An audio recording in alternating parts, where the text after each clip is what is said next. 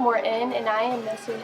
James' intern this year, and so we are going to read Charlie and the Chocolate Factory by Ronald Dahl, Chapter 26, The Great Glass Elevator. "I've never seen anything like it," cried Mr. Wonka. "The children are disappearing like rabbits. But you must not worry, they've all come out of the wash." Mr. Wonka looked at the little group that stood beside him in the corridor. There were only 2 children left now, Mike TV and Charlie Bucket. And there were 3 grown-ups, Mr. and Mrs. TV and Grandpa Joe. "Shall we move on?" Mr. Wonka asked. "Oh, yes," cried Charlie and Grandpa Joe both together. "My feet are getting tired," said Mike TV. "I want to watch television." "If you're tired, then we better take the elevator," said Mr. Wonka. "It's over here. Come on, in we go." He skipped across the passage to a pair of double doors. The doors slid open. The 2 children and grown-ups went in. "Now then," cried Mr. Wonka, "which button shall we press first? Take your pick." Charlie Bucket stared around him in astonishment. This was the craziest elevator he had ever seen. There were buttons everywhere. The walls and even the ceiling were covered all over with rows and rows and rows of small black push buttons. There must have been 1,000 of them on each wall and another 1,000 on the ceiling. And now Charlie noticed that every single button had a tiny printed label beside it telling you which room you would have taken if you had pressed it. "This isn't just an ordinary up and down elevator," announced Mr. Wonka proudly. "This elevator can go sideways, long ways, and slant ways, and any other way you can think of. It can visit any single room in the whole factory, no matter where it is. You simply press the button, and zing, you're off." "Fantastic," murmured Grandpa Joe. His eyes were shining with excitement as he stared at the rows and rows of buttons. "The whole elevator is made of thick, clear glass," Mr. Wonka declared. "Walls, doors, ceiling, floor, everything is made of glass so that you can see out." "But there's nothing to see," said Mike TV. "Choose a button," said Mr. Wonka. The 2 children may press 1 button each, so take your pick. Hurry up! In every room, something delicious and wonderful is being made. Quickly, Charlie started reading some of the labels alongside of the buttons. "The rock candy mine, 10,000 feet deep," it said on one. "Coconut ice skating rinks," it said on another. Then strawberry juice water pistols, toffee apple trees for planting out in your garden, all sizes, exploding candy for your enemies, luminous lollies for eating in bed at night, mint juices for the boy next to it, they'll give him green tea for a month, cavity-filling caramels, no more dentists, thick jaw for talkative parents, wriggle sweets that wriggle delightfully in your tummy after swallowing, invisible chocolate bars for eating in class, candy-coated pencils for sucking, fizzy lemonade swimming pools, magic hand fudge when you hold it in your hand, you taste it in your mouth, rainbow drops, suck them and you can spin them in 6 different colors. Come on, cried Mr. Wonka. "We can't wait all day." "Isn't there a television room in all of this lot?" asked Mike TV. Certainly, there's a television room," Mr. Wonka said. "That button over there." He pointed with his finger. Everyone looked television chocolate, it said on the tiny label beside the button.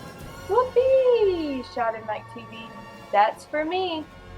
He stuck out his thumb and pressed the button instantly, and there was a tremendous whizzing noise. The doors changed, and the doors clanged shut, and the elevator leaped away as though it had been stung by a wasp. But it leaped sideways, and all of the passengers, except for Mr. Wonka, was holding onto a strap from the ceiling, were flung off their feet and onto the floor. Get up, cried Mr. Wonka, roaring with laughter. But just as they were staggering to their feet, the elevator changed directions and swerved violently around the corner, and over they went once more. Help! Shouted Mistress TV. Take my hand, madam, said Mr. Wonka gallantly. Charlie Bucket was the luckiest boy in the entire world. There you are. Now grab the strap. Everyone grab a strap. The journey's not over yet. Old Grandpa Joe staggered to his feet and caught a hold of one of the straps. Little Charlie, who couldn't possibly reach as high as that, put his arms around Grandpa Joe's legs and hung on tight. The elevator rushed on at the speed of a rocket. Now it was beginning to climb. It was shooting up and up and up on a steep, slanting course, as if we were climbing a very steep hill. Then suddenly, as though it had come to the top of the hill and gone over a precipice, it dropped like a stone, and Charlie felt his tummy coming right up into his throat. And Grandpa Joe shouted, "Yippee! Here we go!" And Mrs. TV cried out, "The rope has broken! We're going to crash!" And Mr. Wonka said, "Calm yourself, my dear lady," and patted her comfortably on the arm. And then Grandpa Joe looked down at Charlie, who was clinging to his leg, and he said, "Are you all right, Charlie?" Charlie shouted, "I love it!" It's like being on a roller coaster, and though the glass walls of the elevator, as it rushed along, they had caught sudden glimpses of strange and wonderful things that are going into some of the other rooms. An enormous spout with brown sticky stuff oozing out of it onto the floor, a great craggy mountain made entirely of fudge, with Oompa Loompas all roped together for safety, packing huge hunks of fudge out of its sides. A machine with white powder spraying out of it like a snowstorm, a lake of hot chocolate with steam coming off of it, a village of Oompa Loompas with tiny houses and streets, and hundreds of Oompa Loompa children, no more than 4 inches high, playing in the streets. And now the elevator began flattening out again, but it seemed to be going faster than ever, and Charlie could hear the scream of the wind outside as it floated forward and twisted and turned, and it went up and it went down. And I'm going to be sick, yelled Mrs. TV, turning green in the face. "Please don't be sick, said Mr. Wonka. "Try and stop me," said Mrs. TV. "Then you better take this," said Mr. Wonka, and he swept his magnificent black top hat off of his head and held it out upside down in front of Mrs. TV's mouth. "Make this awful thing stop," ordered Mr. TV. "Can't do that. It won't stop till we get there," said Mr. Wonka. "I only hope that no one's using the other elevator at this moment." "What other elevator?" screamed Mrs. TV. "The one that goes the opposite way on the same track as this one," said Mr. Wonka. "Holy mackerel," said Mr. TV. "You mean you might have a collision?" "I've always been lucky so far," said Mr. Wonka. "Now I'm going to be sick," yelled Mrs. TV. No, said Mr. Wonka. "Not now. We're nearly there. Don't spoil my hat." The next moment there was screaming of brakes, and the elevator began to slow down. Then it stopped altogether. "Some ride," said Mr. TV, wiping his great sweating face with a handkerchief. "Never again," gasped Mrs. TV, and then the doors of the elevator slid open. And Mr. Wonka said, "Just a minute now. Listen to me. I want everyone to be careful in this room. There is dangerous stuff around in here, and you must not tamper with it."